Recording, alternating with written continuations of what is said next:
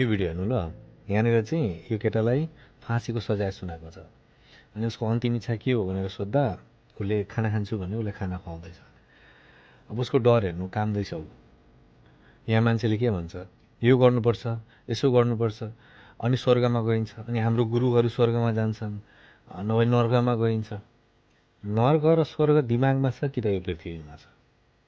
त अघि भिडियो हेर्नुभयो नि, उसको लागि नर्क कहाँ छ?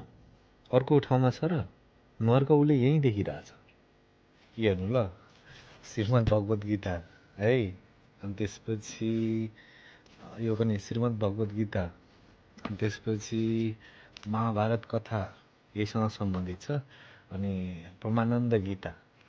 मैले यो सब पढ्दै जाँदाखेरि के महसुस गरेँ भने नि, अन्तिममा होस् सुरुमा होस् तपाईँको लागि कोही आउँदैन, तपाईँ मात्रै हो।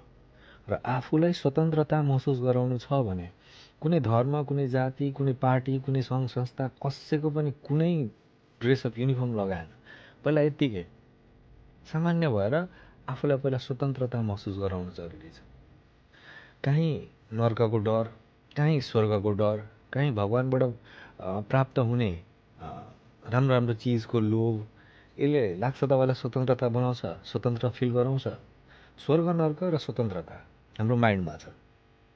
पहिलो संसार आमाको पेट, दोस्रो पृथ्वी, त्यसपछिको दुनियाँ छ छैन कसैलाई थाहा छैन। त्यो अघिको भिडियोमा त्यो भाइ भनौँ, उसले चाहिँ नर्क देख्नलाई अरू दुनियाँ पुग्नु पर्यो।